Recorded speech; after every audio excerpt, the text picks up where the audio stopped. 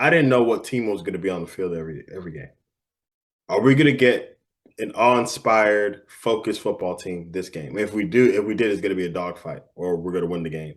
If not, Because the Florida had a bit of Jekyll and Hyde this year. we were definitely Jekyll and Hyde this year. That's the best way to summarize it. We were Jekyll and Hyde this year.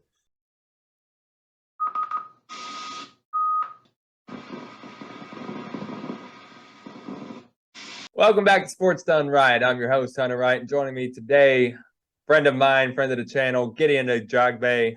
Welcome back. This is your third time on the channel. It's great to have you. And always going to be on with you, bro. Always going to be on with you. Yeah, it's good to have you. Now, as always, we'll be discussing the Florida Gators, your alma mater and my favorite team. Yep. Billy Napier's first year is in the books. Whew. There's a lot to unpack. There's a lot. Where do you want to start? Well, first of all, before we say anything, let's just get one thing out of the way. This was going to be a slow start from the get-go, just with the situation he was coming into. And the people that are already jumping on Billy Napier's back and saying that he was the wrong guy and this and that, the man hasn't even got his first recruiting class in yet. He's playing with another man's team, another man's players who did not recruit. Mullen did not recruit well. So Napier doesn't even have his team intact yet. Let him get his team in place before we start judging him. But I think there was a lot to like and a lot to improve on. How about you? Man, 100%.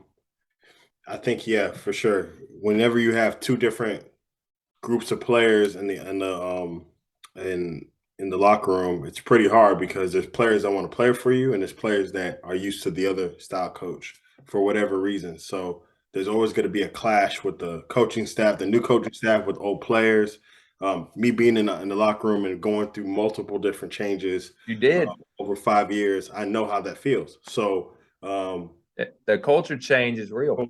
it's real. It's real, and you can see that with how many guys that have transferred away from. I mean, it seemed like every single week there was another player that announced he was entering the transfer portal and leaving Florida, and that's just the culture change. Yeah, yeah. It's the cult. It's real. It's a real thing. So I knew I have grace. I knew it was going to be a hard start. I knew it was going to be difficult. But the thing that made me super proud was the conversations that he had throughout the year with like Brenton Cox and the conversations he's had after the season with other players that are decided to move on. It's showing me that Billy Napier is not he's not trying to be soft about how he's going to go about his team. He is going to get the people that he wants to get in there. He's going to get the people that want to play for him.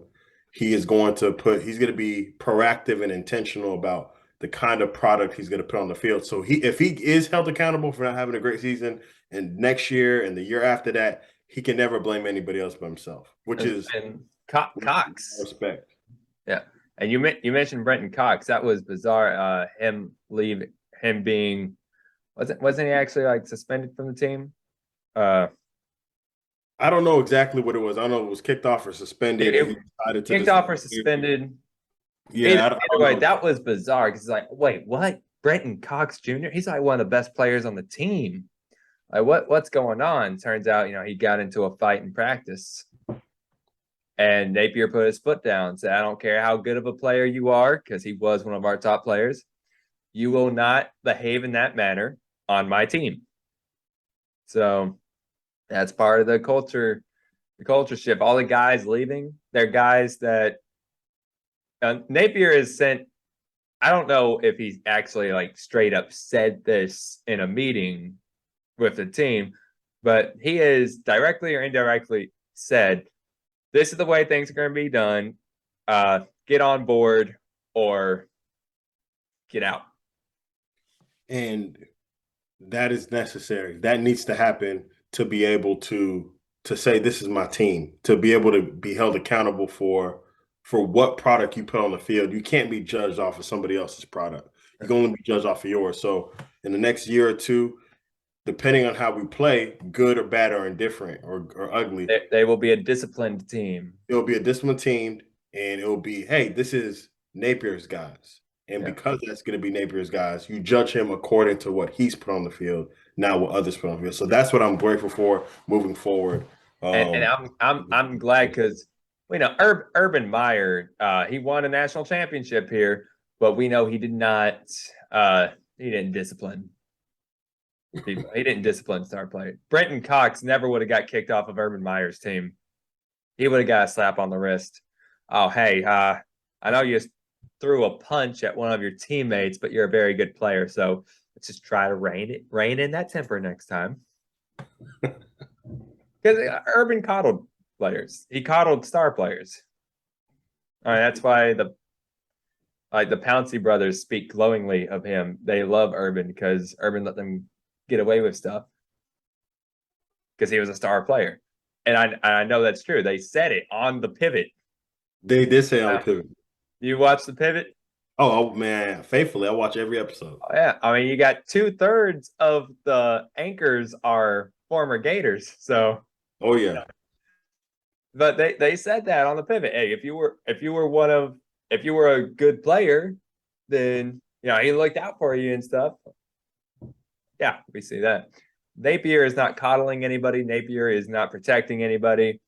No one is above the law in Napier's one horse town. It's not happening. So I like to see that. And that's the thing. Regardless of what philosophy a coach chooses to pick, if you're going to be in the philosophy of coaching where you let things slide, then everybody has to understand that's what the deal is. But whenever you have a coaching staff or a coach that has the mindset that, hey, nobody's above the law, and then you have players that don't care about the law, then there's always going to be a conflict of interest. And I think that's why it's important that he's cleaning house the way he is. He's having these conversations because you want to have kids that understand what the expectations and the stipulations are before they enter the team. And I think the direction he's going in, he's going to get players that are high quality on the field, high quality off the field. It starts with character. Starts with character. So, yeah, whatever your philosophy is, I'm not a judge of that. I haven't coached anybody. So I can't tell you what the best way to coach somebody is because Urban Meyer has 2 national championships. So I'm not going after his coaching. I'm just saying the kind of players that you want are going to be the ones that fit your culture. You can't have a mix. You can't have a mix. You can't, like people say, oil and water don't mix. In this situation, oil and water can't mix. So I agree with you. And I think he's doing the right thing for his coaching style and culture they trying to develop. No, so that's something I like about Billy. But moving on to something I don't like. When he came over from Louisiana, the Raging Cajuns, he was 40-12 there. His 3 out of 4 years, he had double digit wins, and the 1 year that he didn't, he was 7-7. So he had more wins that year than he did this year, his first year with the Gators. Now 6-7 for a rebuild, that is something that I can forgive. Yeah. But what gets me is you look at these losses: Kentucky, Tennessee, LSU, Georgia, Florida State, like Vanderbilt. That's embarrassing. But no.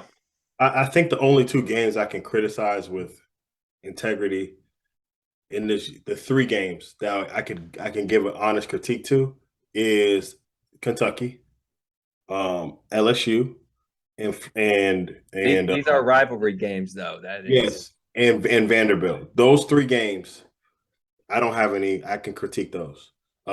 We should have won the Kentucky game, but I think there's a lot of things that went into that. But AR was basically this is the first 3 games that he actually was the quarterback. So he was learning a lot. So there's a lot there. There wasn't just him too. The defense needed some help as well. There was holes on the defense. yes, absolutely. LSU for sure. I think We didn't come ready to play. We didn't have the right mindset. The whole game, LSU kind of just played with us. But I believe we're supposed to win that game. We were an evenly We were matched in it. paper, huh? We were in it. Yeah, we were in it. We were in it. Um, and then I think Vanderbilt. I don't think we should have lost that game either. Um, I don't think anybody that takes football seriously should be losing to yeah. Vanderbilt. But the other games, Tennessee is arguably We if were we were close, we were close. That was a great showing for the type uh, of team that we had with the youth, with the new coach. I think we had a great. We played against one of the best teams in the nation. I'm gonna be honest, that Tennessee game what for me was the biggest not disappointment because the team showed out. It We was showed the up. biggest heartbreak. Yes, okay. That was the most It's hard. heartbreaking one. Yeah, yeah. I don't think I criticize his coach on it. I know people can say, man, he should have went for fourth down as many times as he did, but he had a great But explanation. you gotta stay aggressive. Yeah. He stayed aggressive. He knew the pace of the game. He knew that he needed to take as many chances as possible against a high-powered offense. He needed to be on the field more than the opposing team because of how high-powered they were. So I think he made the decisions that he needed to make in that game. Um, Florida State was a very similar game to Tennessee. High-powered. Jordan Travis had a stellar game. Oh, He that played Jordan out. Travis can play football. He played outside of his mind. So, and AR had an incredible game. So for me, it's like, man, those games were so close. I know it's the rivalry games. I know it's the games that we typically have won, and we've won multiple times over the years. But with everything that was going on, I think those are. I won't say it won't be a plus on paper because we lost those games, but I think there's many things that we can draw from as a team to say, hey, we can play in these games. If we won three of those games, we're in a different spot. If Yes. we win all of those games, we're in a national championship game. Like that with you know what I mean? Like anything could have happened, and I think we have to judge it as it is. But And, that's and when you that's my critique on it. and when you break it down, Kentucky we lost by 10. LSU we lost by 10. Tennessee we lost by 5. Florida State we lost by a touchdown. Vanderbilt we lost by a touchdown. Like these three of those are one score games. Yeah. And the Tennessee game, I think that was AR-15's best game. He had 453 Yeah. passing yards in that game.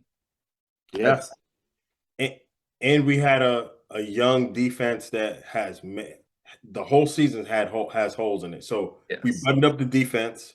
That means that the offense plays more. It means that there's so many factors that go into not just the offense. It's everything. If we're able to get everything buttoned up, we're able to have a different year. Yep. But Now, the thing is, that's one of the reasons why a lot of people have been on Napier, though, is you lose 7 games, and then five of them are rivalries, rivalry games.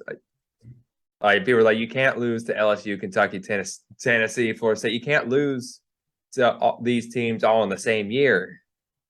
Georgia, but that don't count, bro. Georgia yeah, I'm not counting Georgia, but is hard to count. that's another rivalry. It's like Yeah. all the rivalry games, the ones that mean more to the fan base, are the ones that we came up short in. Yeah. And I think they are taking that too much to heart and jumping on Napier because like, it's not about just the fact that we lost. It's who we lost to. Yeah, but look at how we lost. That's my thing. Look at how we lost, and then what team. This was my personal critique of Florida football this year. I didn't know what team was going to be on the field every game. Are we going to get an awe-inspired, focused football team this game? If we did, it's going to be a dogfight, or we're going to win the game. If not, Because Florida had a bit of Jekyll and Hyde this year. we were definitely Jekyll and Hyde this year. That's the best way to summarize it. We were Jekyll and Hyde this year. So if we could have one of the two mad scientists every game, at least we know what's going to be on the field. Then we can probably have a better predictions of how we're going to do. Yep. We can't really predict. We have to watch it unfold for us to really having a good analysis on what was going to happen. So tough year. I wish we did better. I think we are moments, minutes, inches, touchdowns away from being in the playoffs. And AR-15 playing in the bowl game and having all of our stars still be playing and having good momentum. We're that close. But We are close. We are close. And again, it's just give Napier time, trust the process. One thing though that I gotta criticize Napier for is the way the offense has been run. The way the offense has been run. I think we talked about this. I think we talked about drives it. The offensive play calling at times just drives me up a wall. It does. Give me an example. Like, first of all, some of the times that they choose to run the ball instead of throwing the ball. The workload divvied up between Montrell Johnson and Trevor Etienne. One of these guys is getting more carries than the other, but one of these guys should be getting much more carries. Okay. And then like a lot of the like short passes when I feel like we need to be stretching the field. Oh, I agree. All the bubble screens, which like first of all, the bubble screen is one of the most infuriating play to me to watch in football, just because it reeks of conservatism and like almost being afraid to try to something deep or just even mid-range. Like I would so much rather see you try to throw a 5-yard slant than a bubble screen. Because look, if a bubble screen is perfectly executed and it hits, yeah, the receiver can break one. But a lot of times, the defense snuffs it out.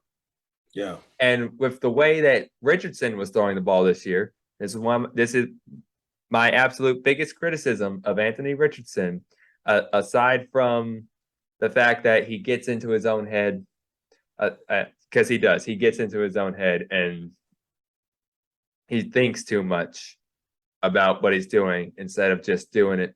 My biggest criticism is on those bubble screens when the receiver is standing like 8 yards away from you. That's just playing catch in the yard. That's just, your brother or friend or dad standing in front of you, just tossing him the ball. You're playing catch in the yard, and he would just throw a fastball every time. It's like it's a bubble screen. You don't have to throw the ball 100 miles an hour. But he would do it. I agree with you on that. That was frustrating because he has an elite level arm. Like his arm is, as far as the power he has in his arm, he is ridiculous. He could throw harder than anybody. But he lacked touch. He lacked touch this year. He needed to know when to rein it in. And whenever we would throw those short intermediate passes, those behind the line of scrimmage passes, it annoyed me so much because when I would see him overthrow it on what is just, a catch in the yard, it would annoy me to no extent because I'm thinking one of two things. Look, either you need to stop throwing the ball like that, which you do. As a quarterback, stop throwing the ball the way that you're throwing the ball. The other thing, the coach, if you know he's going to do this, and I'm sure you guys have talked about it, you guys have to have had conversations about it. If you know that he just has a tendency to do this, like I don't know if he doesn't realize he's doing it, if he snaps the ball and thinks I have to get it out of my hands as soon as possible. I don't know what goes on in his head, but if you're the coach and you know he does this every time you call this play, why are you still calling this play? Which goes back to what you say about the play call. So yes, I think Oh, it I think we had a discussion about this, and I don't know. I don't know. I'm not on the field. I'm not with the coaching staff. I don't know love to how. be a fly on the wall, but all we can do is interpret. This is what I've interpreted. I've heard from other people, nobody near the team, but I think people have said that he he's calling not he's not necessarily calling plays, but he's a big part of the decision making of what needs to be was being called. Oh, So Napier calls his own plays. never mind. He They called. have an offensive coordinator, but he is offensive coordinator in title only. He is basically Napier's mini me. He calls the plays that Napier wants. Okay, so there needs to be some empowerment there because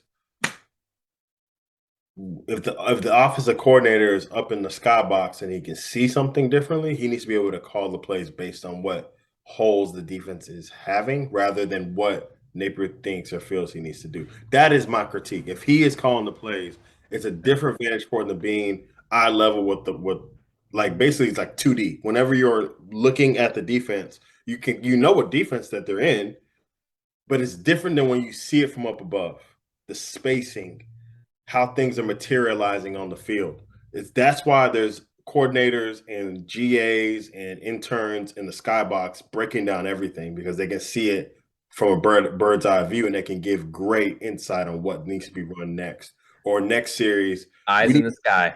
the eye in the sky doesn't lie. You're able to see it better. You're able to interpret better. You're able to make actionable changes that need to happen. So I hope my wish is that there'll be more empowerment to the offensive coordinator or find somebody that you can trust. Yeah. If you Now, don't trust the person, then find somebody that you can trust that yeah. who could have that role and call plays and you give oversight and maybe give, hey, I think we should do this and let the offensive coordinator make the decision and then hold him accountable to that rather than I take agree. I that's my I wish agree. I agree from 100%. Now, my assessment is look, I don't know if because it's the same offensive coordinator that he had with him from Louisiana. He brought him with him.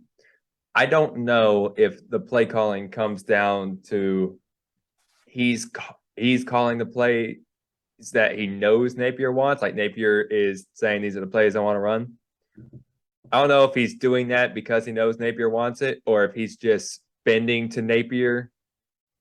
Like if whether you're, I don't know if he's intentionally running the offense like this or unintentionally running the offense like this to keep a job under his, the guy that brought him here from Louisiana.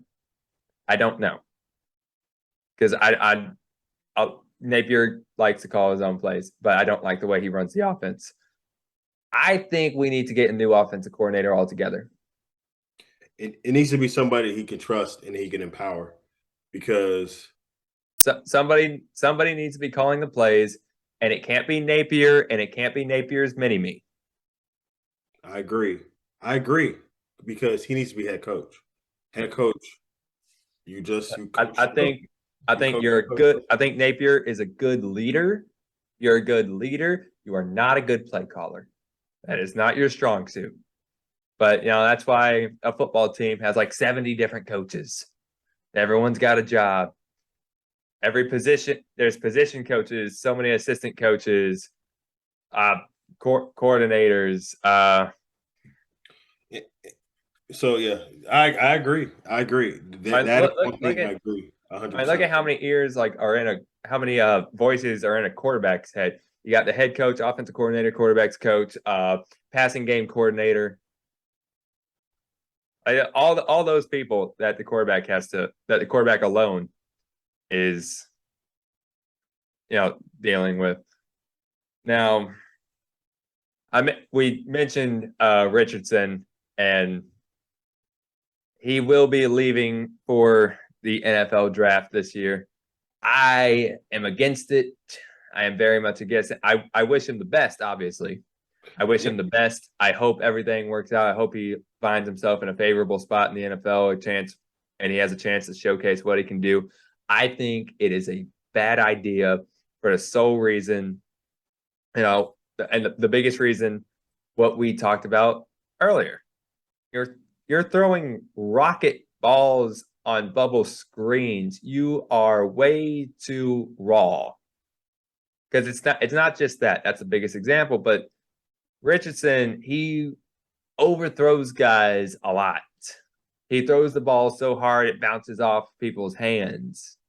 He'll hold on to the ball too long. He doesn't know if he wants to run it or not. He needs more fine tuning. He needs more seasoning. He is not done marinating. And we've seen many times what happens to highly touted college quarterbacks when they go into the NFL too soon. Guys that aren't ready, guys like a Tommy Maddox, or I'm trying to think of someone that came into the league really young off the top of my head. But I know Tommy Maddox came into the league really young, and it did not work. It did not work out for him. Yeah. I agree a lot with your sentiments on that. I really believe the same things. He needs more time. He needs to fine tune his every part of the game. Long game, mid range, short passes. He needs to learn to read defenses. He needs to overcome the emotional, psychological issues that happen when you make mistakes, big mistakes, small mistakes. He needs to weather those storms and figure out how to become a whole quarterback that's seasoned, The experienced, best version of himself. best version of himself walking into that situation. Yeah. Now, on the other hand, I fully understand why he's going into the NFL now when he is.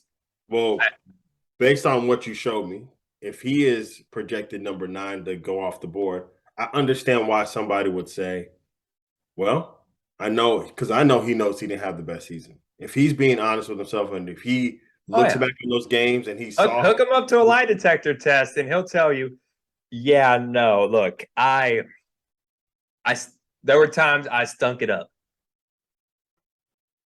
And I'm happy that he's there. And yeah, he seems like a very genuine guy. I know, right? Yeah. But he seems like a very genuine guy. Like he ain't putting on airs.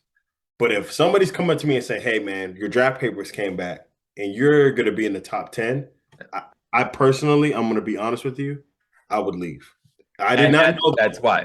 That's why. If you're a fly on the wall in my home, in my wife's family's home, my in-laws, you would hear me say, "Man, he's going second, third, fourth round because of his performance this year." But like me, you talked about, they're looking at the upside. They're looking at the potential of him being a huge draw, him developing people, putting people.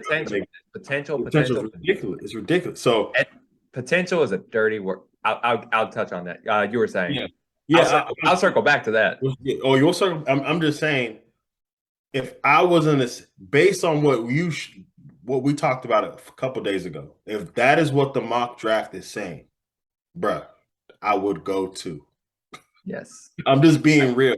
If it was a second, third round, and I can't blame him at all. I cannot blame him. So I was under the impression, based off his performance this year, he would not be a high draft pick. But based off of him being a top 10 draft pick, he didn't play like a high draft pick. Did not play like a high draft pick. So based on what is being said about him and where he's going to go, I completely understand why, if he heard that at the end of the season, why he would say, "I'm done and I'm going to the NFL." I would do the same thing. I'm going on record on saying it. I would do the same thing. Yep. So I get it. But I do wish he was able to fine tune himself, have 1 or 2 more seasons of being the star, put your best foot forward going into your best foot forward. Know that you have learned how to play the game of football as a quarterback, leading the team. Plus, with your college career, you really want to go out on that note? Yeah. Because let's be honest, if he never plays another snap of college football again, which he won't. He won't. At the end of the day, what are we saying about Anthony Richardson, the college quarterback? Regardless of how things go for him in the NFL, What are we saying about his collegiate career? It was a disappointment. That's what will be said. That is going to be the label. That will be how he's remembered as a Gator. It's unfortunate. It's not entirely fair, but fact of the matter is.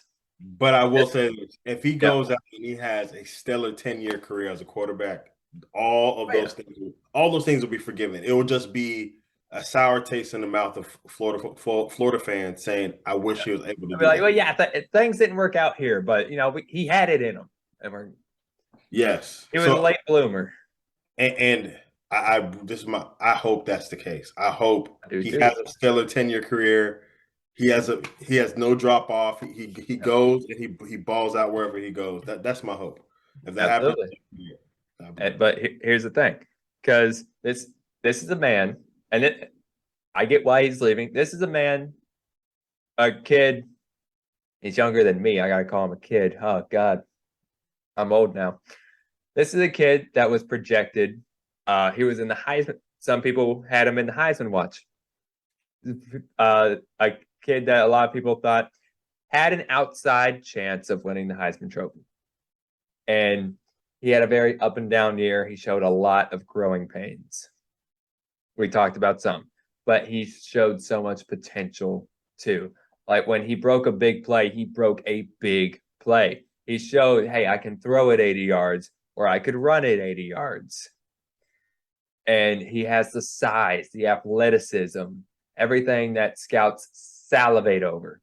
And he has the potential. And it all comes back to that word, potential. It's a dirty word. And this is why it's a dirty word. The only thing potential means in sports, the only thing that means is you're not there yet. Potential means we think you can be here, but you're not there yet. They just think that you can get there.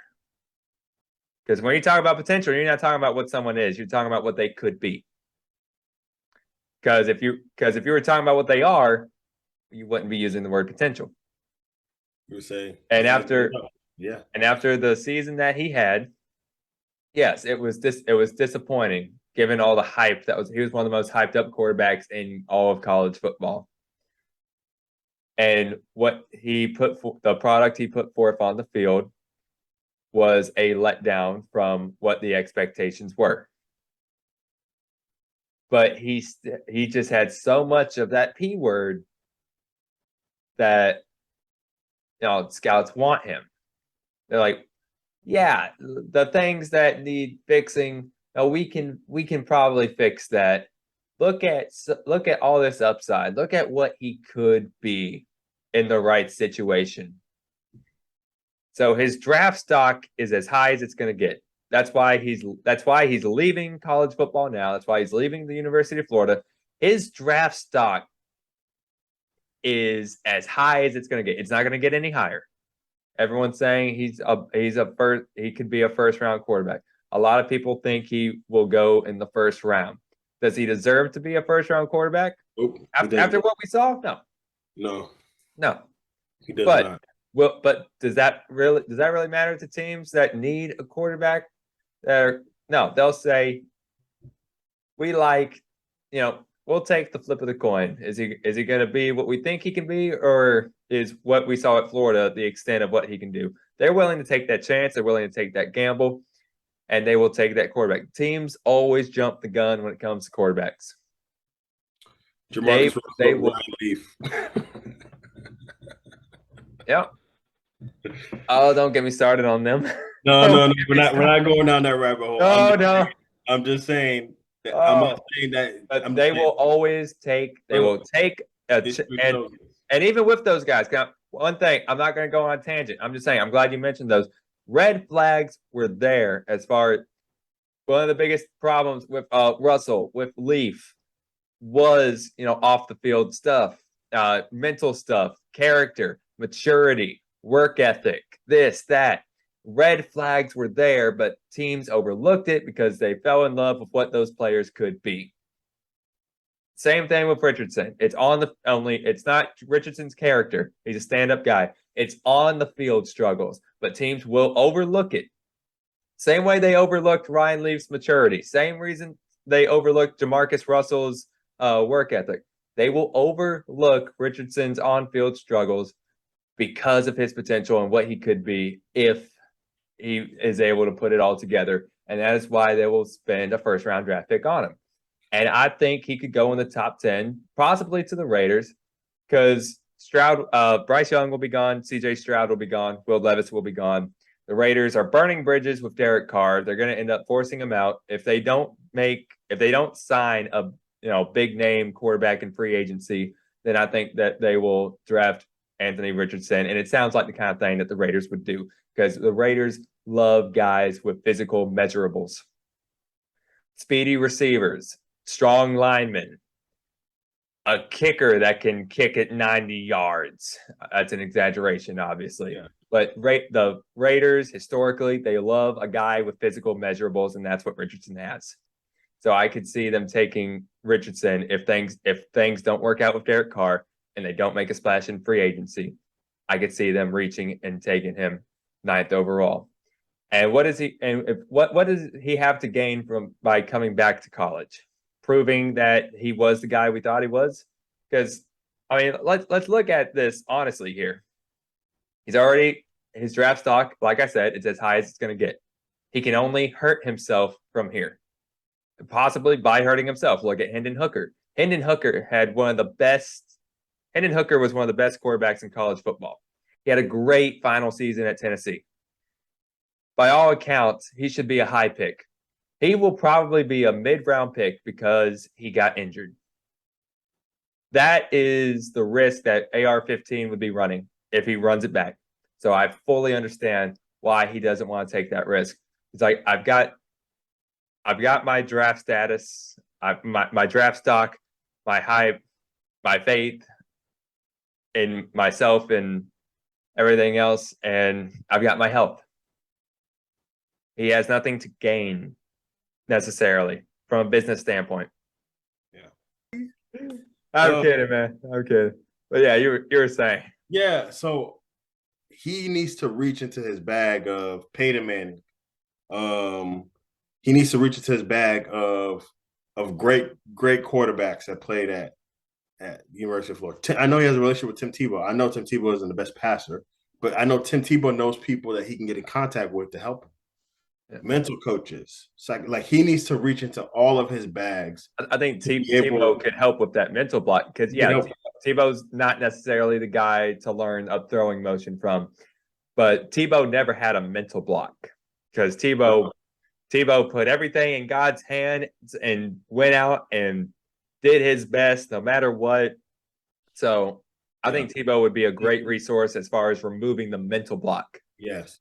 Because Tim Tebow believed in himself. He had an incredible belief in himself and in the abilities he did have. And he played for the Broncos and didn't he win a playoff game? He did win a playoff game. Yeah. Bro.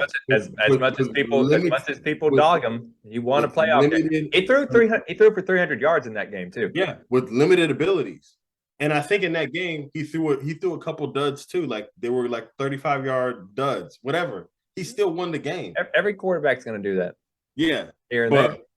Yeah, true. I'm just saying, those are people he needs to really listen to and be like, hey, I need you to coach me. I need you to prepare me for this next level. I need you, whatever my agent needs to do to get an hour of your time once a week. And we are going through progressions of major plays that I need to know how to throw with any kind of coordinator. Yeah. Well, against the best safeties and corners in the game. Yeah. Like that is the kind of stuff that he's going to need to do to overcome what he's going to do. If he does that, he may be fine because he has all of the qualities. He has all the physical abilities. He has all the tangibles. So you got the physical tools. You just need to learn how to use them. Once he figures out how to use them, like we've always said, we said on the 2 other times I've been on, he will be a problem. He will be an absolute problem. He'll be a Mike Vick-esque kind of player. Yep. Now, what you just said has got me thinking about, God, what would it be like to have Tim Tebow as a life coach? It would be great. That would be awesome. But wishing Anthony Richardson the best. And you know what? What you said got me thinking about something real quick. I do wonder because Richardson, he is raw. He does need to, needs fine tuning, and he does have the mental block.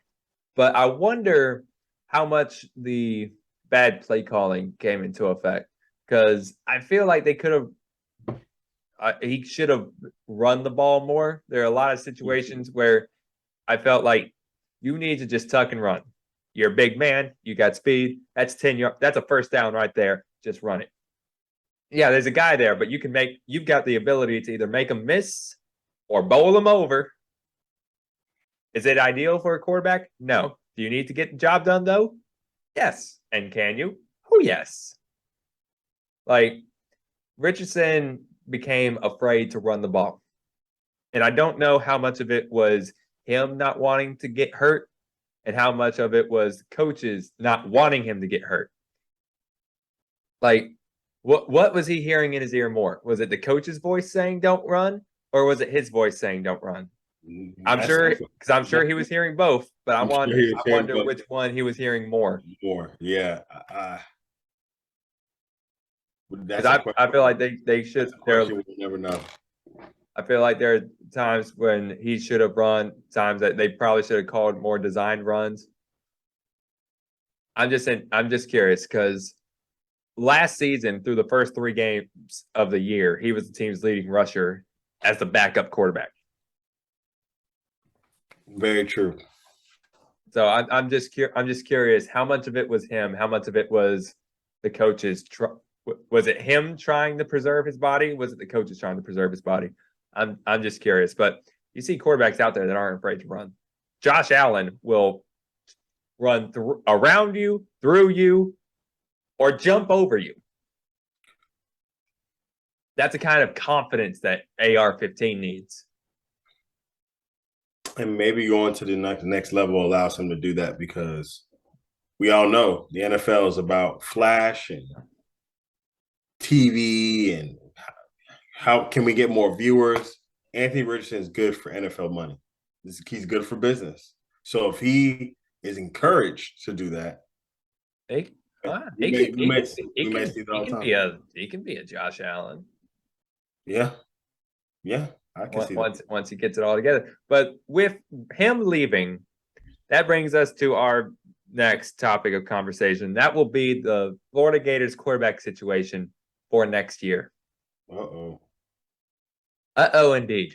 I don't know how else to describe it other than I think our reaction is, we don't know. While we were we took a moment, a little break, I was researching Graham Mertz, and I'm like, Graham Mertz is nobody that Napier. He would not be on anybody's. It would not be on any fans' wish list. I'm shocked because I know McCall from Coastal Carolina. He was we'll talk about that situation. I know why he's not coming to Florida. And it's heartbreaking. But if I were to say that I'm skeptical, that would be me being nice. I would be very generous to say skeptical. But fact of the matter is, with Richardson leaving and with our backups, Kitna no longer being on the team, and we're not going to touch that with a 10-foot pole. And Jack Miller being Jack Miller. But no offense, Jack Miller. I think he's a very capable backup, but we're talking about who's going to be the starter here. We got Jaden Rashada in, freshman quarterback. Stole him right from Miami.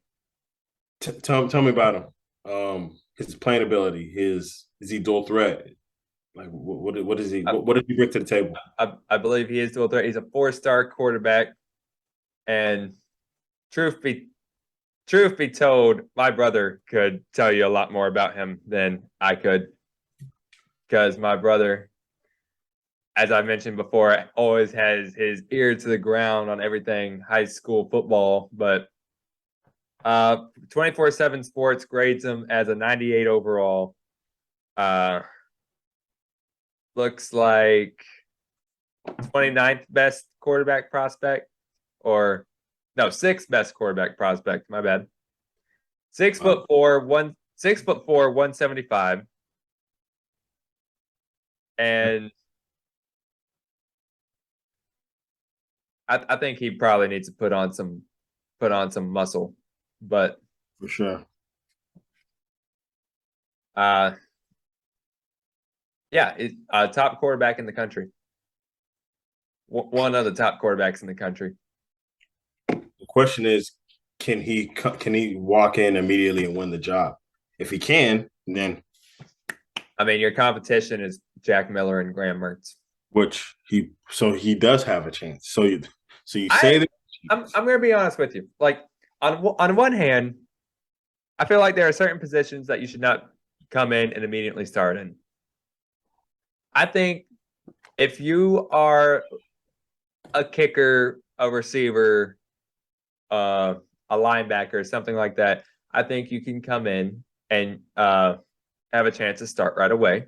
Mm-hmm. If you are an offensive lineman or a cornerback or a quarterback, I think those are positions where you should sit out 1 year just to, Unless you're running Hargraves. Oh yes. I mean, unless you are just a generational talent, I think those are positions where you would benefit from sitting out a year. And I have my reasons for saying that. Linebackers, I think if you're a linebacker, you got a nose for the ball, you can come in as a first-year player, be it pros or college, and make an impact. But cornerback, on the other hand, there's so many more rules and regulations when it comes to what a cornerback does as opposed to what a linebacker does. That's why I feel like you deserve an opportunity to sit out a year and learn just like everything that goes into covering receivers within the rules. Yes. And that's why I say a cornerback should not start year one, but a linebacker can. A linebacker has a lot less rules that they have to abide by. Now, there's more margin for error. More margin for error, a lot more possibility for penalties and all that. Same thing with quarterbacks and receivers. I think if you're a receiver and you got the skill, you should be able to go out there and start right away because it's a very straightforward job. I mean, nothing in football is straightforward. There's so many X's and O's, and you got 200 plays to memorize. Nothing straightforward, but you've got your route that you run. You do it to the best of your ability. And I feel like if you got the skill and athleticism, you should be able to come in and do that right away. But quarterback, again, it's like corner. There's more rules involved here. Only it has less to do with drawing penalties and more to do with, just being the player coach that a quarterback is, being the leader. Does that make sense? Oh, that makes a lot of sense. Yeah. That's why I think a quarterback would benefit from sitting out a year. So they made this transfer it's very evident that Graham Mertz is most likely going to be the starting quarterback, at least for a few games. Or at least now if it all goes to shit, I could see Rashada stepping in. Absolutely. So that's that. So they have somebody to start the season with. Rashada comes in just in case. They probably will give him some opportunities if they're probably going to blow out. I think we're playing somebody good the first game of the season next year. Who are we playing? I'm not sure what our schedule is for next season. But if we're playing against I know we're about to get an answer on that, but we're playing against a not so great team, Rashada will get reps, which would help him. So yeah, I think we'll be okay. Now let's talk about the quarterbacks that we had an opportunity to get. Because I feel like torturing myself. Why not? So tell me about McCall. Yeah, Grayson McCall was going to come to Florida. His transfer was blocked for academic reasons. Oh, so it wasn't something we wanted him. He Oh couldn't yes, go. we wanted him. He wanted us. It was a match made in heaven. Unfortunately, his transfer was blocked. It had to do with like Right. classes or grades. I don't think he had the GPA or something like that. How about So he is now going to Auburn. wow? Sad. Oh wow. Shoot. Auburn. Yeah. So I had Auburn's quarterbacks over the last 4 years have been electric. Longer than that, 6, 8 years have been electric. Like they're such great athletes. my favorite has been Nick Marshall. I absolutely love Nick Marshall. Mm. I love that dude. He was so much fun to watch. He But was so cool. I had a wish list for Florida when it came to quarterbacks. There are 5 guys that I wanted. Number 1, Austin Reed. Number 2 was Grayson McCall. Mm-hmm. Number 3, Devin Leary.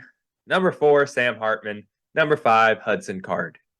All guys that in some way, shape, or form got linked back to the University of Florida. Some people were also saying Keaton Slavis. I did not want Keaton Slavis. I don't know Stay who that away. is. Are all of those guys in your top 5? Are they dual threats? I know. I know. You know. McCall is. Is Hartman dual threat? Hartman's more like a guy that can move around in the pocket. He's not going to take off and run. Okay. Who? What else do we have? But yeah, I'll talk about them right here and talk about where they're going instead of us. So number 1 guy that I wanted was Austin Reed, and I fell in love with Austin Reed for know how I was telling you the reason why NFL teams were going to fall in love with Anthony Richardson. Yeah. Same reason I fell in love with Austin Reed. Same reason. Western Kentucky quarterback. He was such a raw prospect. It was 6'2", 229. He was built, strong arm, athletic. He had huge upside. Probably the most potential of all the quarterbacks. He may not have necessarily been the best quarterback on the list, but he had the most potential, in my opinion. He completed 389 out of 603 passes. That's 64.5%. 4,746 yards, 40 touchdowns, 11 interceptions for Western Kentucky. Hasn't even reached his full potential, and that's a 4-to-1 touchdown interception ratio. Wow. Love it. That's really good. He entered the portal. He was being linked to Florida. I would have loved to have Austin Reed. He ultimately decided he wanted to stay where he was at. Mm. So he removed himself from the portal. He stayed at Western Kentucky. Number 2 was Grayson McCall. And as I already said, he ended up going to Auburn because he was blocked from coming to Florida. Very unfortunate. McCall, in 35 games at Coastal Carolina, has thrown for 8,086 yards, 78 touchdowns, and 8 interceptions. 78 touchdowns, 8 interceptions. That's really good. Oh my Lord. That's incredible. That's upwards of 7-to-1. And a completion percentage of 70.6. Now, the knock on him is obviously, Coastal Carolina, you're playing rather inferior competition, let's be honest. But you know what? I don't want to hear about the inferior competition. Coastal Carolina, it wasn't that long ago that they moved up from FCS to FBS. Yep. They are new to the FBS scene. And Grayson McCall led the charge and made them a powerhouse. They were ranked. I didn't even know that Coastal Carolina had moved up to FBS Division 1A football until I saw them in the AP Top 25. Grayson McCall did that. He led the charge. He started a revolution. Like We are here and we are making a statement. We need that. That's what we need. Yeah. We need that. We need that kind of. So, yeah. Well, Auburn will be getting that. Oh, Number 3 was Devin Leary. Now, by all accounts, Devin Leary probably the best quarterback on the list. You can debate who's got the most potential, who's the most athletic, who's this, who's that. We're just talking about who they are right now. Who's the best quarterback right now in a vacuum? Devin Leary would be that guy. Devin Leary in 2021, because he did not play the full 2022 season. He got injured. So we're going to look at his 2021 stats. 35 touchdowns, 5 interceptions. That is accurate. That is efficient. 6'1", so not necessarily a small guy. He is by far the best passer. He only played 6 games due to injury. He's a North Carolina State quarterback. I don't know if I mentioned that yet. No. He's transferring to Kentucky. He will replace Will Levis, and we will see him next year on the other side of the sidelines.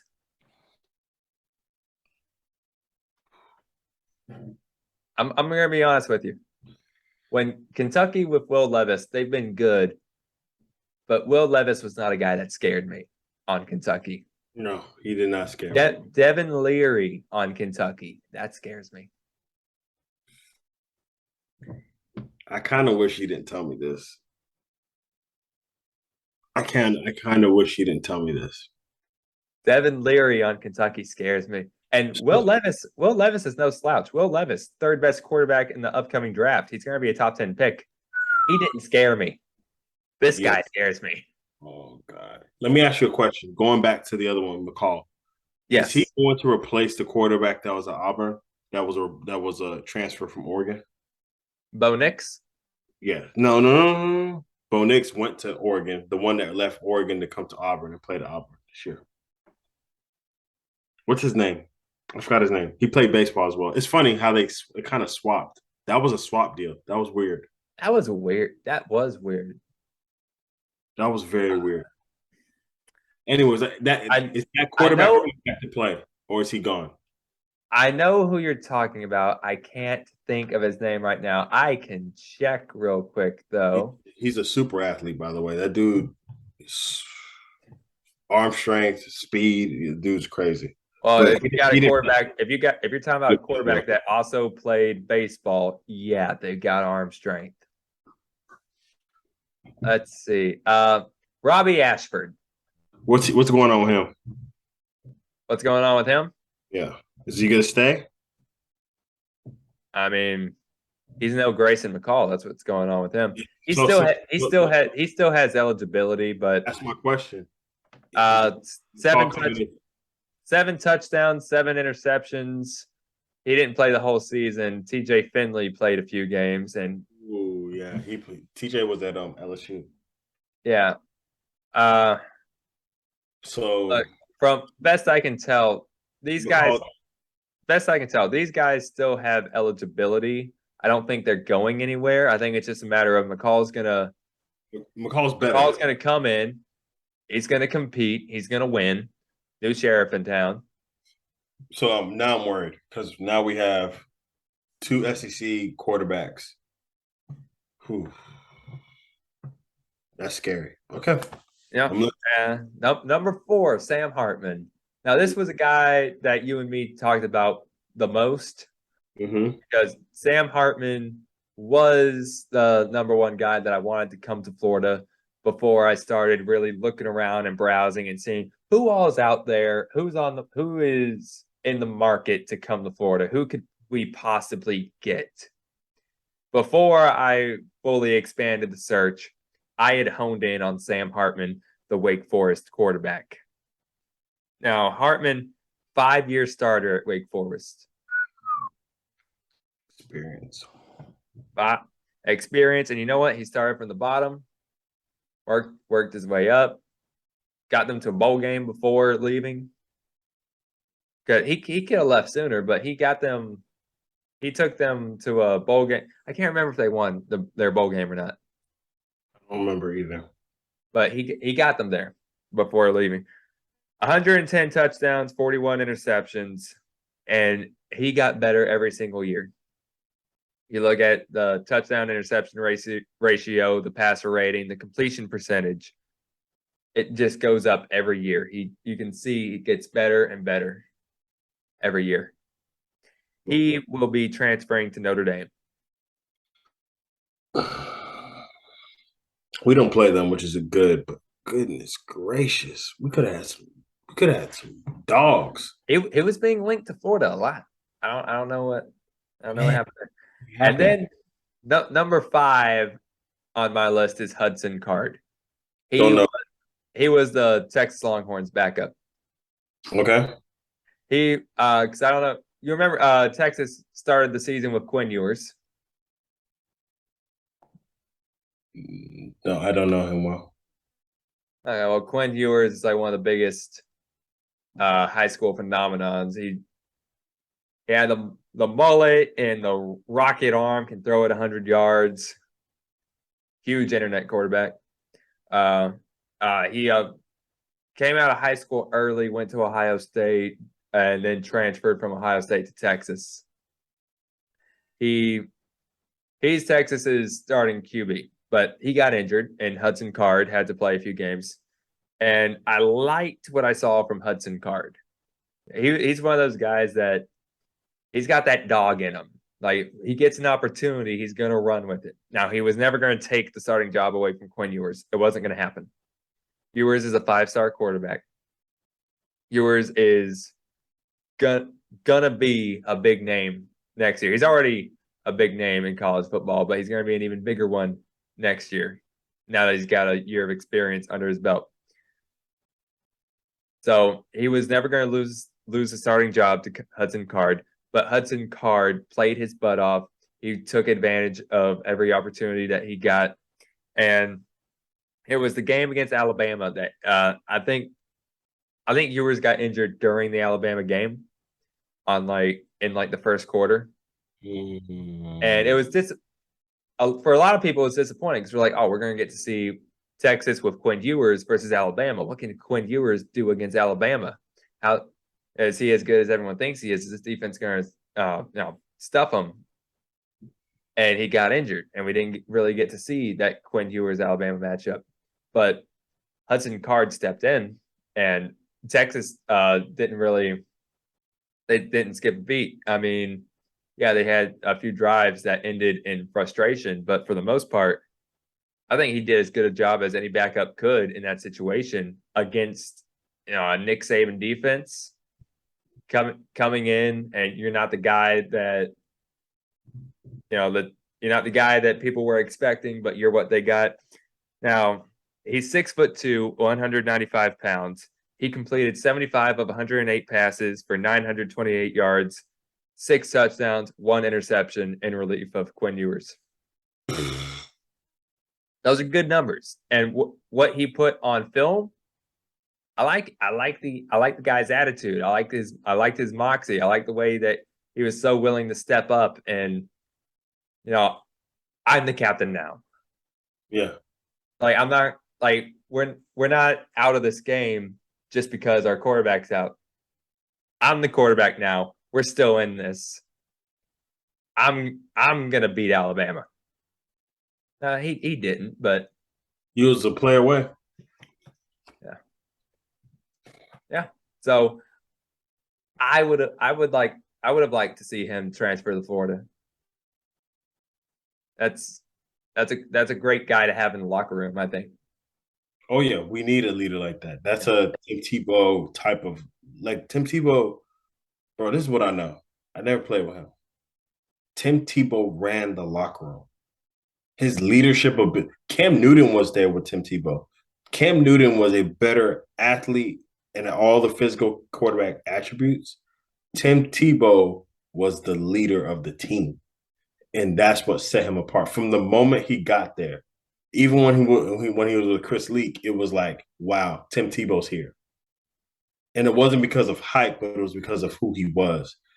We need a leader like that. We need somebody that is not. It's not like they have to be that. It's who they are, and the people gravitate towards that. So, man, I don't know much about Graham Mertz. I hope he's that guy.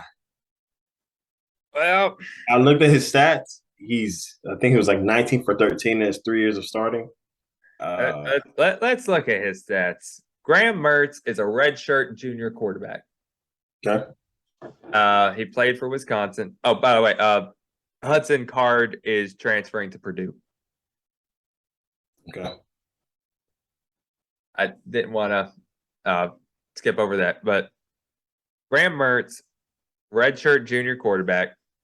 He was a 4-star quarterback coming out of high school.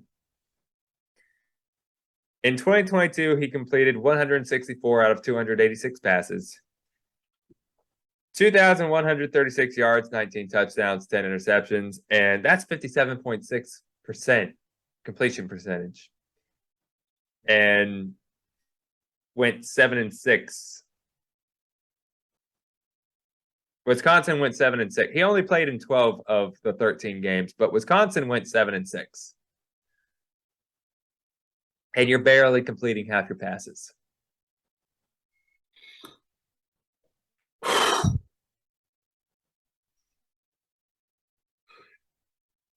So I don't know what to say about that. So because we have to wrap up. We have to wrap up. Yeah. I have to go. So, but I do want to say this. What you just said, I know Florida knows about this because if we're reading this and this stuff that is on the internet, they probably did a detailed film study on this guy, looked at everything he's done. I think he's a placeholder for Rashada to get his feet wet and to figure out his way around the offense. And they may not even need Graham. Rashada may pick up so fast. He may be. If they feel comfortable starting him day one, then by all means. Graham Mertz they may have brought him in to be his backup. But either way, they would probably feel comfortable. Either, okay, Graham has experience. We can stick him out there. He's going to do what he can do until Rashada is ready. That's from what you just said. Obviously, I'm not Coach Napier. I'm not the coaching staff. I don't. But that's what it sounds like. It sounds like crap. We couldn't get any of these guys that you mentioned, your top 5, who were linked. We almost had McCall. Almost. If he got there, I think he would easily be the starter without even trying. And he would be electric. But yeah, man, I think based on what you're saying, I think he's a placeholder. I don't see how Florida goes from an incredible dual threat quarterback to this, unless this guy's the next what's his name, Kyle Trask, which I don't think he is. Because Kyle Trask, he threw so well. Trask had more measurables than Graham Mertz does. He did.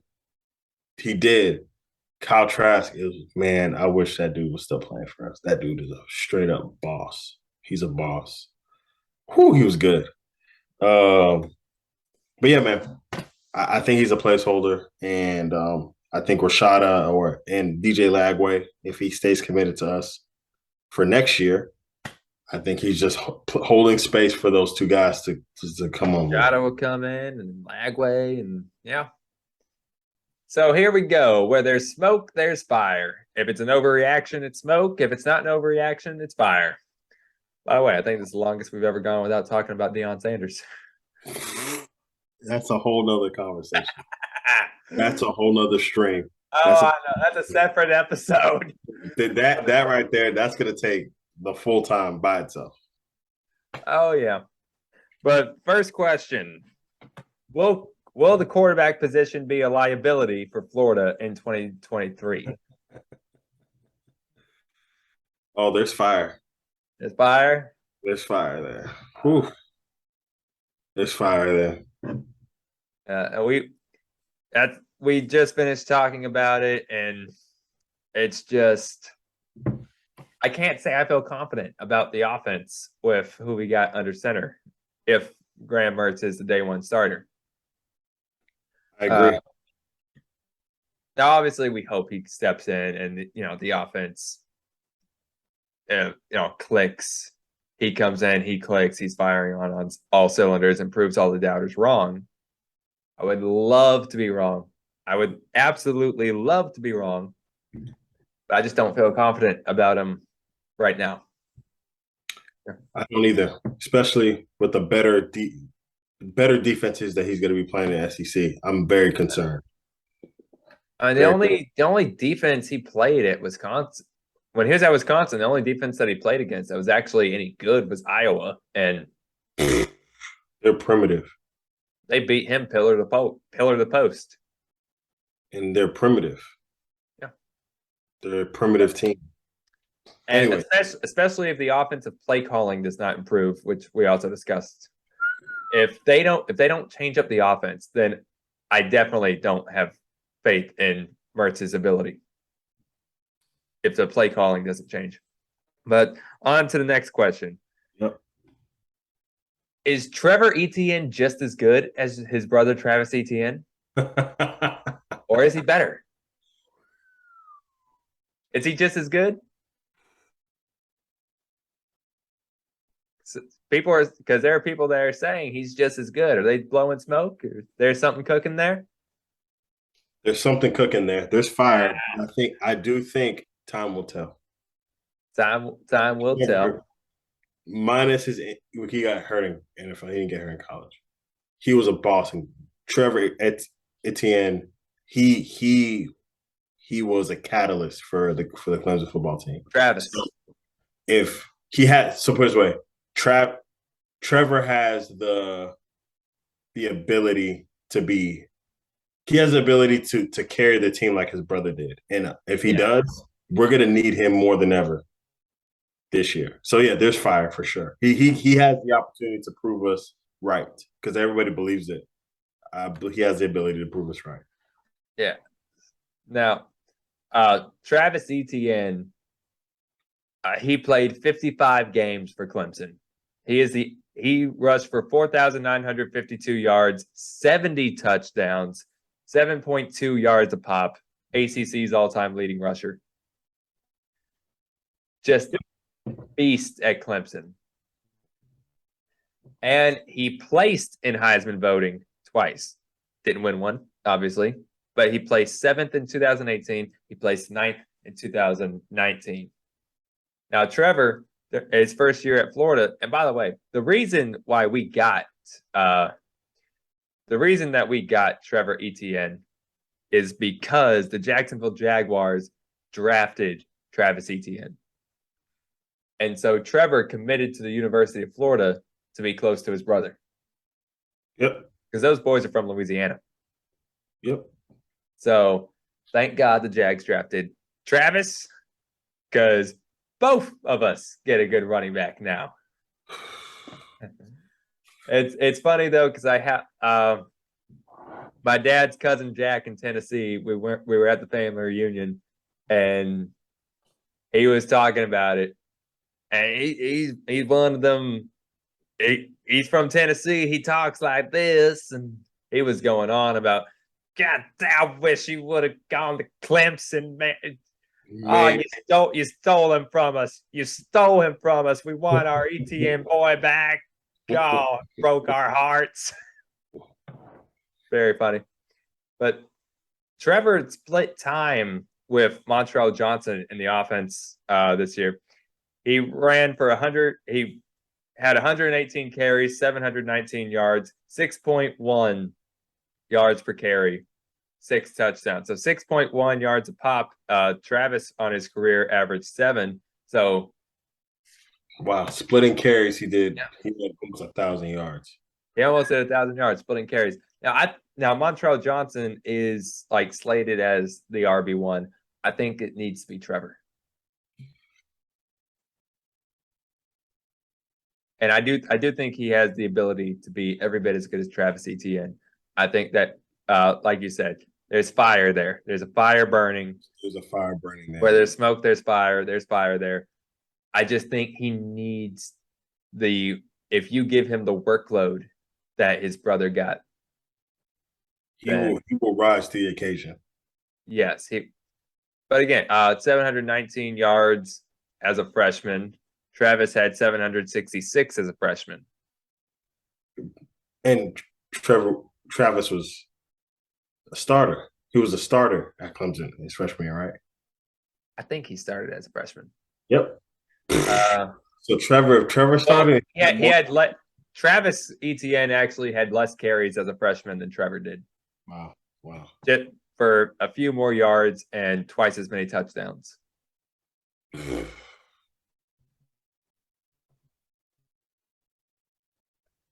But yeah, I mean, he's numbers wise, he's on pace with his brother. He's got the skill, the ability, because you see it. Whenever I see the ETN get the ball in his hands in a Gator game, I get so excited because you just don't know what's going to happen. What's he going to do with the ball? He can do some amazing things. He, much like Travis, he's stronger than you think. He's fast. He's shifty. They don't throw him the ball much, which I wonder why. I feel like you threw some swing passes his way, he could make something happen. He would make somebody miss. Yeah. But I don't think he should be splitting time with Montrell Johnson. I think he needs to be a full-time starter. You make Montrell Johnson a change of pace back. But Montrell Johnson was Billy's running back at Louisiana, came with him. So I kind of get it, but at the same time.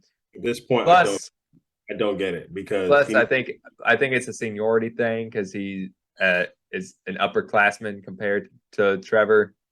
But I think you need to yield to the better player here. Yeah, it needs to be like back in the day, Thunder and Lightning, Spiller and James Davis. Oh man, where CJ was the starter, the faster, more electric back, and James Davis is also fast, but like Lindale White and Reggie Bush at USC. Oh man, it's hard to imagine a better combo. Well, you can even throw in there. Oh man, who's the other duo? Yeah, that's it. Yeah, Cadillac Williams, Ronnie Brown, and bro, they both ran sub 4.4. Oh yeah, they both were sub 4.4. Ronnie Brown ran a 4.38 in the. He was fast. It was faster. It was faster than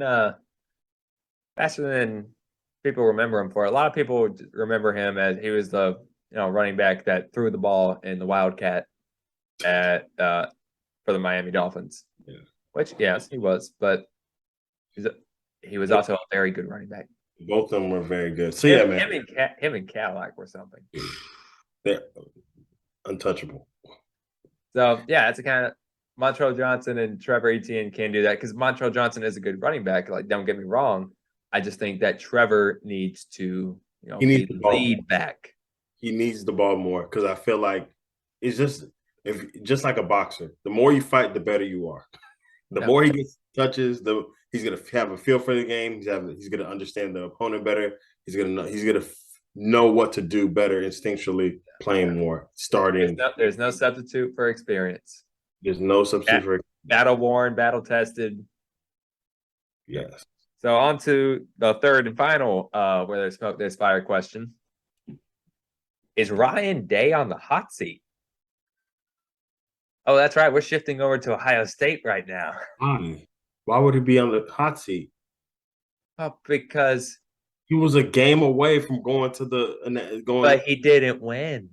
He lost to an SEC school, and Big Ten fans are spoiled.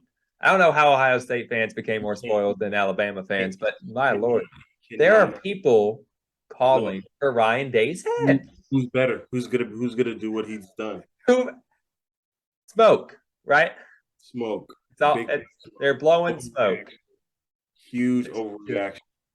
They played against the number one team in the nation, a national championship bred team by Kirby Smart that knows how to come back and win. I literally, we're watching the game as a family. We're at my sister-in-law's house, Yeah. and they're all talking about, oh my God, Ohio State's gonna win. I said, mark my words, Georgia wins this game. I said, there's nothing like the number one team in the nation that knows how to be in these games to come back and win. And literally, I was like, I told y'all, because I know Georgia, I know the Alabamas. They Oh have yeah. Oh, come back. we know those teams very well. No, so I wasn't worried at all. You cannot get mad. Ryan Day has a notch on his belt to say, I can stick in with SC teams. And now he can take that back to Big Ten and crush Big Ten teams even But more than does they he? But he doesn't have the notch that says I can beat the SEC teams, he's a he's and that's what he's people a are like. field goal away. He's a field goal away, You are one competent kicker away, one competent kicker away and from I don't want to throw shade, but let's be honest, that was the worst field goal attempt I have ever seen in my life. On the far left hash mark, you kicked it straight. You need to aim. You need to aim it. You need to angle it like this, straight forward. He kicked it. Oh my god! the moment got him. But guess what? I'm not a kicker. I probably did the same thing. But my thing is definitely smoke overreaction. Ryan Day is the coach. Yeah. You don't get rid of that. That dude is And he's recruited well too. Like roots well. Yes, he's great. He's a great replacement for Urban Meyer. He's taken what Urban Meyer has started, and he's only lost 2 games in the last 2 years, and they were you know not 2 games. He's lost 2 games in each of the last 2 years, but one of those games each time has been a playoff game. Like he should be. Yeah. what do you want from Ryan Day? It's like he can't beat Bama and Georgia. Yeah, That's good. I don't know if you've noticed. Best team. Hardly anybody can beat Bama and Georgia. That's why they're Bama and Georgia. And they play against the best competition week in and week out. So when they play other teams that are good and that can beat them, they have grit. He struggles against our rivals. Yes, bruh. They have grit. These are things that people say about Ryan Day. Look, I'm not a Ryan Day supporter. I'm not a Ryan Day detractor. Me neither. But I think he's getting some shade thrown his way that he doesn't deserve. I mean, let's be honest. This is what people ran Mark Rich off for in Georgia.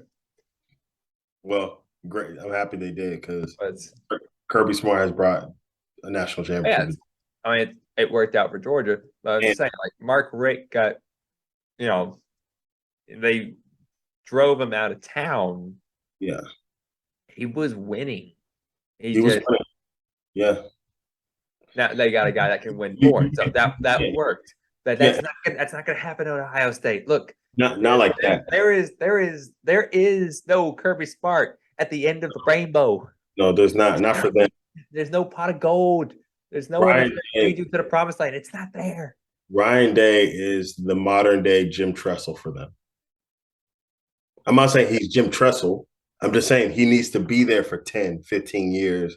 He will win a national championship at one point when the Kirby Smarts plateau, when the Nick Sabans leave. Like, he will have his opportunity. It's just like, I always use boxing references. There's going to be a new champion at some point. That champion may be 25 and not ready to fight the top 3 cream of the crop boxers in that division. His day will come, just not yet. That's Ryan Day. I don't think that. I think that would be it would be a mistake to write him off. But so you were watching that game. I actually wasn't able to fully watch that game. I was working, but it was New Year's Eve. We were slow, so I was able, and we had the game playing in the kitchen at Chubb's. So I was doing dishes and watching the game on the phone. And when we let out, I was sitting in my car listening with one of my coworkers, and we were listening to the radio call of the game. It was the final minutes. Like, neither one of us wanted to drive home. It's like, we don't want to go home and miss anything. So we sat in the car and listened to the call on the radio. Because I don't think we're gonna get home in time to see the final field goal on TV, so we're just going to sit here and listen to it on the radio. Never. After the first couple drives, Ohio State had the lead. Georgia's offense got off to a slow start. My manager said, "Oh, looks like Georgia's struggling with them. Ohio State's giving them problems." And I'm just doing dishes, and I'm just like, they're not going to contain Georgia. You can't contain Georgia. Yeah, Brock Bowers. You have the running man. It's just too. They had too many. We have two. Stetson Bennett. Wear you down. It's just body shot, body shot, body shot, body shot. That is what Alabama. You're gonna find yourself having a hard time breathing. That's an Alabama tactic because Alabama. Oh yeah, Kirby brought a lot of Alabama tactics to Georgia. You can start off fast with them. Alabama just keeps. They're just consistent. You see the Michigan TCU game. Ooh. I actually didn't see that game. I need to go. I need to watch a replay. It's a very memorable game, not just because of RG3 running off the set while they were covering.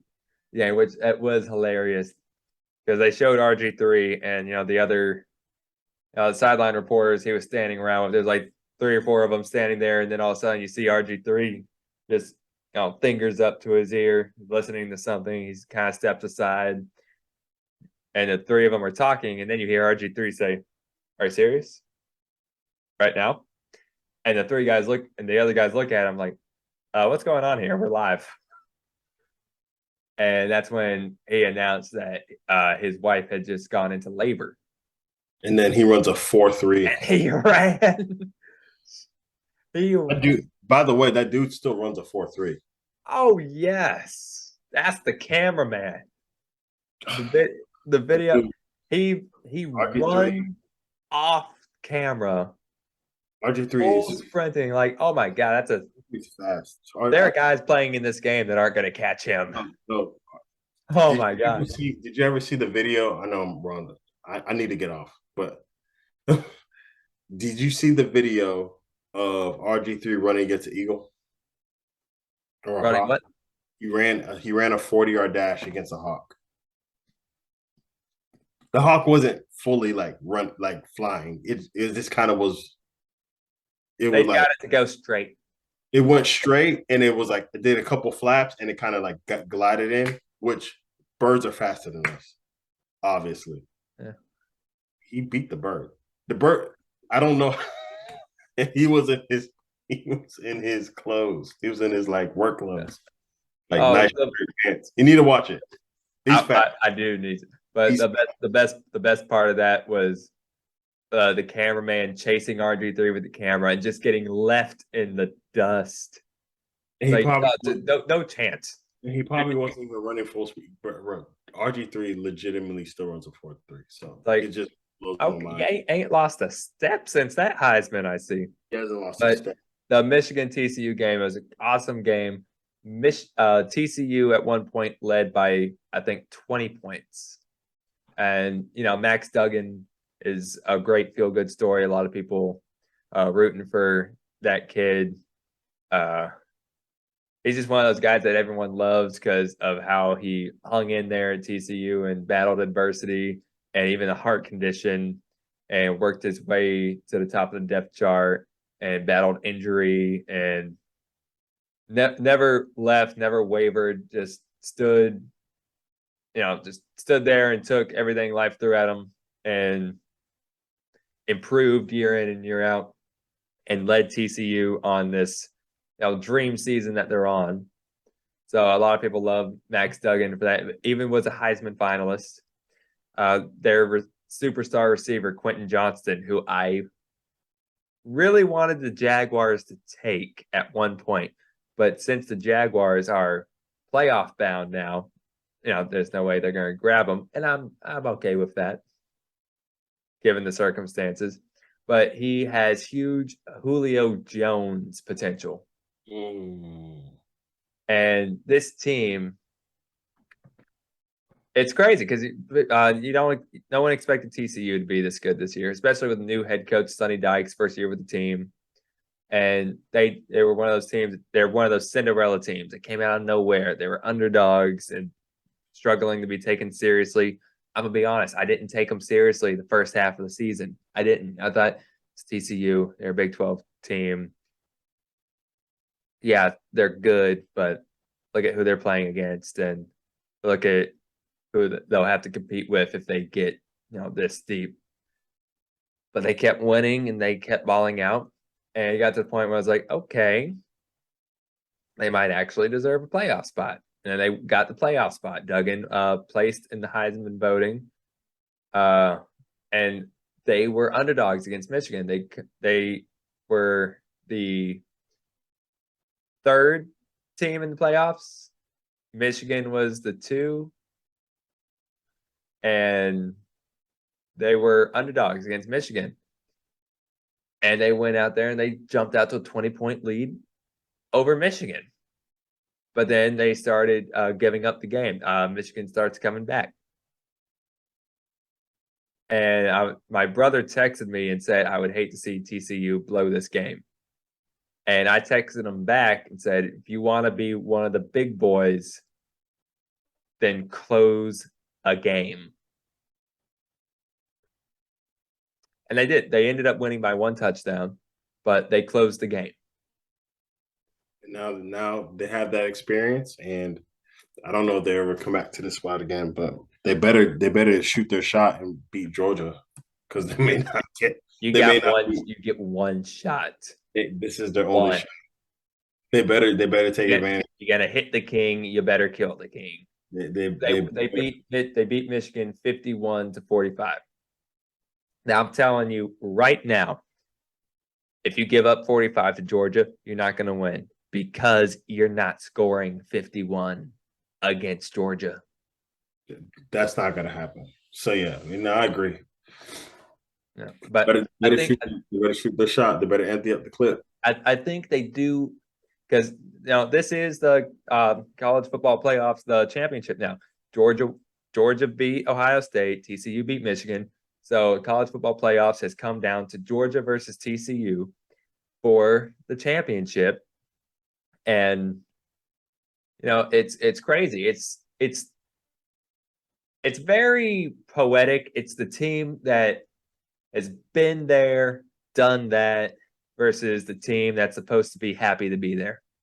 The team that's been on a hot streak for years, been on a heater, and the team that's playing with house money. It's the contrast in these backgrounds is very very, very sharp contrast. But you know what? That makes for great TV. So long as TCU puts their best foot forward. It's going to be a great story. You already know the interviews and the coverage leading up to it's going to make everybody want to watch it. So it's big money. One thing about interviews, though, TCU's head coach said something that I can't get out of here without touching on it. Just I'm happy for TCU. I want to see them succeed. If they win the national championship, I think that would be awesome because they are the perennial underdogs here. But their head coach said something that really just, rubbed me the wrong way when he talked about scheduling. And he said, well, week 10 in the Big 12, we don't get the luxury of an out-of-conference game like the SEC does. Week 10, you're not getting the Citadel. We have to play Texas. Ooh, I'm thinking the schedule.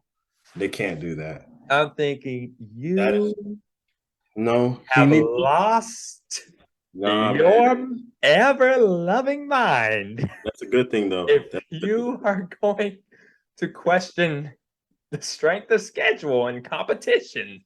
That's a good thing for Georgia because that's the stuff that we bring up. Things that the press clippings in the news where they talk about this coach said this about this player. Like that's the stuff that we talk about in our meetings. I guarantee you Kirby Smart's going to bring that up. He said that we don't play nobody good. Like you're how are you guys going to respond to that? That's the kind of feel you need for the next not 8 days leading up to this. Well, yeah, 8 days leading up to this game. Now, You I need, will say this though. I think, and I hope that was taken kind of out of context because I think what he meant to imply was week 10. That's towards the end of the season. You're nearing the conference championship. By the way, I'm glad we have those out of conference games because Florida uses it to play against Florida State. yes, So I'm glad we have that. But I think what he meant to allude to was the fact that late in the season, with the top teams, they're on their win streaks and they've got their playoff spots secured. That last one or two games, there's no threat of it affecting them making the playoffs because it's going to be a cupcake, tune-up games. yeah, where they're Whereas, they have to be able to, whereas, yeah. so the level of competition, it's up there, it's up there, it's up there. Then like the last game or two, that level of competition dips way down. You don't have to worry about losing your playoff spot if your win streak will be intact. Whereas in the Big 12, I guess it's more steady. You don't have that drop off. It's steady level of competition, but it's a level of competition that is steadily below what the SEC has been playing against all year. So I think that's what he meant. I think he was just talking about keeping your win streak intact at the end of the year. Yeah, they just have to stay on. Well, that's the only fuel. thing.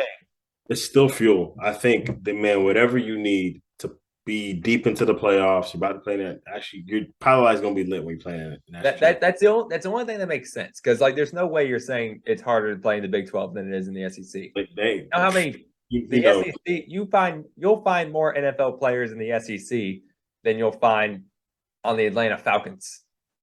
100%. I'm just saying, like, so there's no way you're questioning strength of schedule. You got to be just questioning placement of, an easy team. And one thing I got to say, like, you talking about what he said was week 10, we don't get the Citadel. We've got Texas. That's funny because in week 2, you were playing Tarleton State while Alabama was playing Texas. Tarleton State. The only reason that I even know what Tarleton State is, or that it is a school, because yes, I have heard of it before. It's somewhere in Texas. The only reason I know of Tarleton State is because I would play Madden and I liked to create players. And when you create a player, you select what school they're from, and it has all the schools. And I remember seeing Tarleton State in the T's while I was trying to find something like Texas or Texas Tech or Texas A&M or just scrolling through it to get somewhere else. I remember seeing Tarleton State listed. That's the only reason I know they exist. You were playing them while Alabama was playing Texas, and you want to talk about the Citadel. That was your Citadel. Yeah. So he made an absolute fool of himself. Well, hey, I'm happy he did because it's gonna be a shootout. It's gonna be guns a-blazing. Last thing, you're the underdog. Last thing you should be trying to do is poke that big dog. Oh well, they did. That junkyard dog that you got to go through. Oh, last thing you want to do is piss them off. And they did. Yes, they did. But it's been great. It's always great having you on the show. Always great having you on the channel. I love these interviews whenever you and I get a chance to talk. Yep, me too, man. And you said it earlier, but we need to talk about Dion at some point. So you already set up the next we'll set up another one. We'll talk about what, because he's making a splash. You already I don't know if you did it on purpose. I think it was just out of the blue, but make it into existence. I'm pretty sure that's the next thing we need to talk about. So I'm looking forward to that conversation. Yep. There's so much to unpack. So much to unpack. So much to unpack because He brought his own luggage, and it's Louis. That quote. Bro, We need to unpack that Louis. I'm literally once we get off here, I'm gonna watch the doc. I'm watching episode 2 of his documentary. So episode 1 is The Coach Prime, the Amazon Prime. I don't know if you watch any of it. It's good. I saw it advertised. I need to watch. I've been working. I haven't had a chance to watch it because I've been working, but it's good. I'm about to watch the episode tonight. Yeah. But yeah, man. We are signing off from Sports Done Right. If you enjoyed the video, like the video, comment, subscribe to the channel for more. And we'll see you guys next time.